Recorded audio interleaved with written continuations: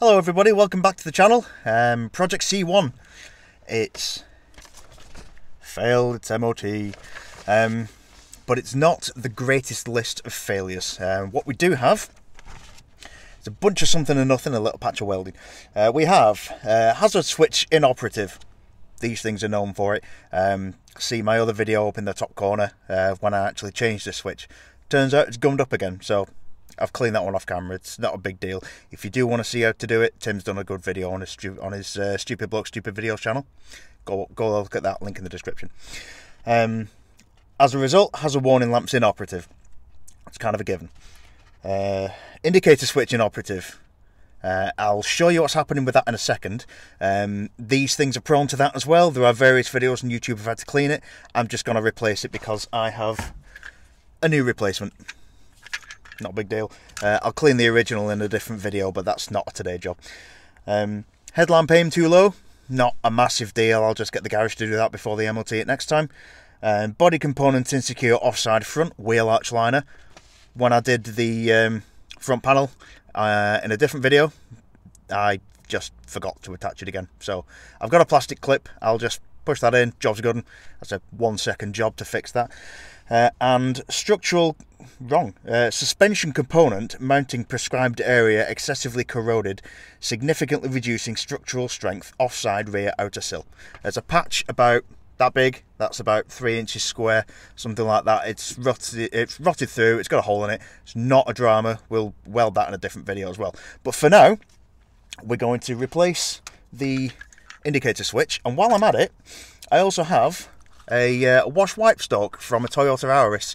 It gives you various other things. It gives you interval delay for your front intermittent wipers, gives you a flick wipe for your rear, and of course usual sort of stuff like that. You know, it's a stalk in it. So while I'm there, while the wheel's off and all that sort of good stuff, we'll just get on that. So first thing I'm going to do now is disconnect the battery. Strictly speaking, you don't need to, but I would rather be safe than sorry. And then we'll get the steering wheel off, get the clips out and replace them for new ones. So why has this happened? Why has this caused it to fail its MOT? So if we stick the ignition on, if I can find the keys in my pocket, there we go. Stick the ignition on, just to get power to it. If we indicate left, we get nothing. But you have to really push and hold for it to work. So if I just leave that, like if I indicate left, that's what happens. If you push it down just that little bit, it works. If you indicate right, it flashes once. If you push it up, it's the same sort of thing. So what we're going to do is remove this stalk and replace it with the new one. That's the kind of thing that we're talking about. Incidentally, by the way, I did take the hazard switch out, give it a quick clean up. That's working fine now, so one job off the MOT list already. So let's get the wheel off, all that sort of good stuff, and that'll do us.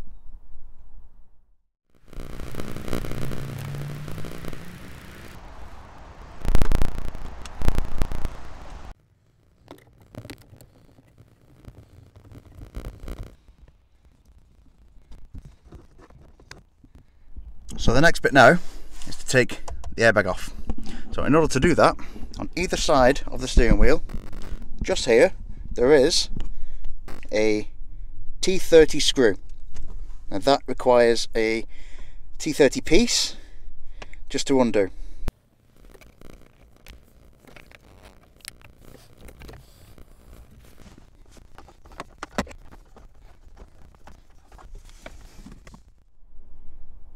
Okay, once those are undone, you can just pull that away. Okay, so once those are out, there's two little cables just there, one here and one here. What we do now is squeeze that tab and pull. That's the horn disconnected. And then in here there is a little piece of plastic. If we get the horn cable out of the way, there's a little piece of plastic. So if I grab my trusty little pick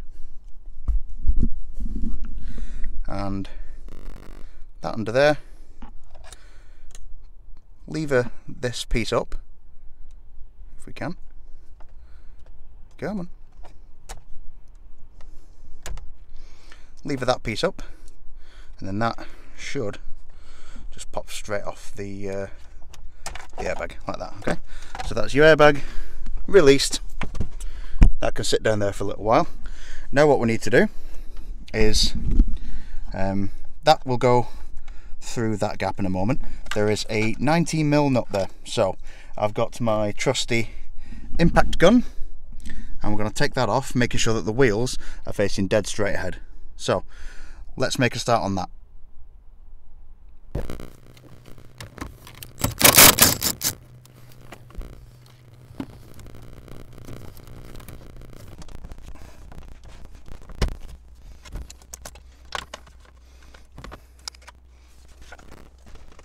Right, so what we're going to do now is to remove the carolling. We'll shift that over there somewhere, and remove this lower carolling here. Now what happens with this is there is a screw just underneath that I've just caught. It's that one, and that should just pull off underneath, and the screw is located in that hole there. So before you do that, undo the screw, job's a good one. So on this now, there are some plastic tabs, sorry, metal tabs that need removing in various positions, and then this clock spring will come off then. Right, so what I've done is I've just moved that out of the way. That was just two 10mm bolts, goes through there and through there, they lock into there. I've put them up there so I don't lose them. And on this there are three tabs, one here, which is why I've moved this to get it out of the way for greater access, one here, and one on the corresponding side over here. And it literally is just a case of flick that top up with one hand. It's quite difficult, but flick that top up and pull. Same for these ones, and you can probably see how it works there just by flicking that out and pulling. Now in the process I've just done the top one up again. And same again, just down there. Okay, and that is that spring out. Okay, so that leaves us with these bad boys, and at this point I'm going to remove this one first. That is literally just a case of pop that one out,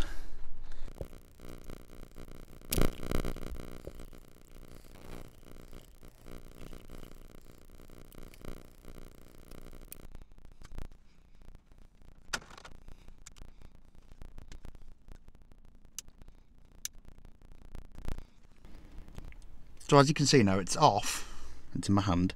I struggled a bit trying to film that, but basically what it is when it's on there like that, there is some plastic fins that are squeezed by this clip here.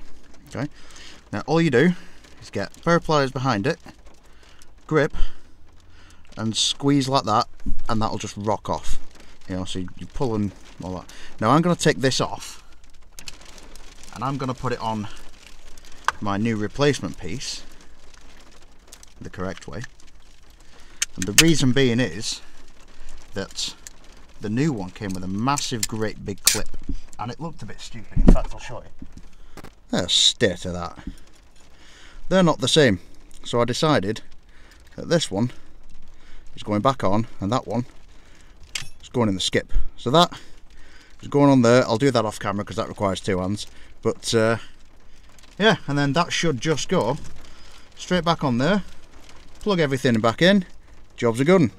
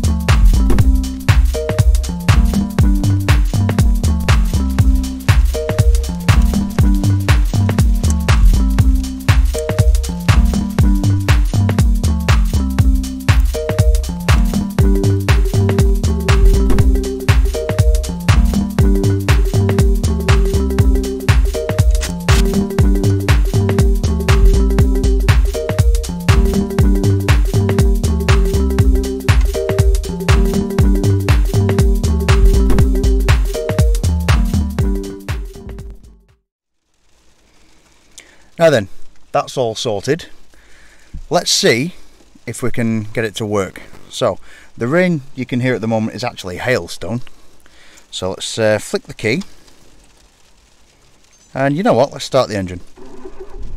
Why not? So we've got lights are on, happy days. Let's see if that works. Oh yes, so that was just one wipe. So if we put it down to intermediate, put it down to a really quick speed,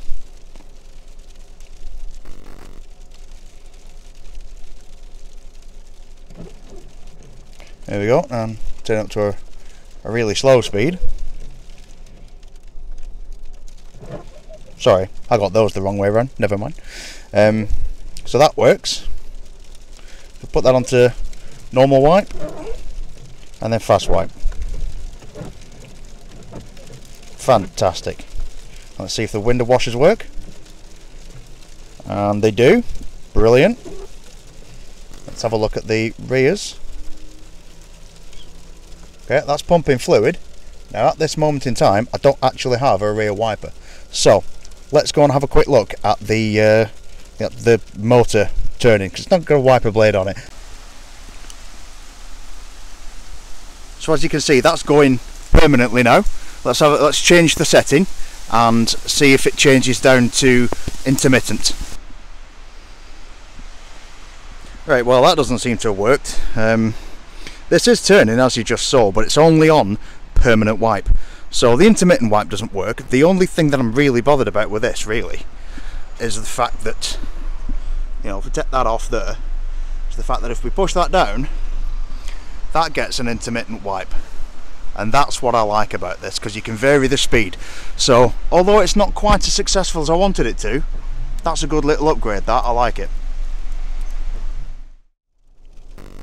So getting down to the meat of it then, if I indicate left, we indicate left, and if we indicate right, we indicate right. And then if we take that off completely, push the hazards work. So that is two things off the list on the MOT failure, plus a little upgrade. So happy with that. So that was easy enough, wasn't it? I mean, we've got a few extra parts lying around, you know, stuff that we just don't need anymore. What I might do is get the old indicator, and I might do a clean-up video of this and see if we can get it working again. But yeah, that was a relatively simple job. I mean, I'd say that'd be about 3 out of 5, I reckon, something like that. But easily doable on your own. If you've got the right tools, it's easily doable. But that is 3 things ticked off the MOT list. So we now have a hazard light switch that works, which, you know, like I said, I did off camera, but fair enough. We also have an indicator that works, left and right, and that has brought into action the hazard warning lamp. So that's 3 things of the failures on the MOT in one job already. All we have to do now is adjust the headlamp aim and address that little bit of rust down in the rear driver's quarter on the sill. Job's a good one. So if you did get any value out of that, you know what to do. Like, share, comment, subscribe, all that sort of good stuff. If you're feeling generous, you can buy me a coffee. Links down below. You can follow me on Instagram down here somewhere. That'll give you sneak peeks as to what we're up to while I'm doing stuff. Yeah, if you liked it, you know what to do. Ring that bell, and I'll get notified when I drop the next video. And I'll see you in that video.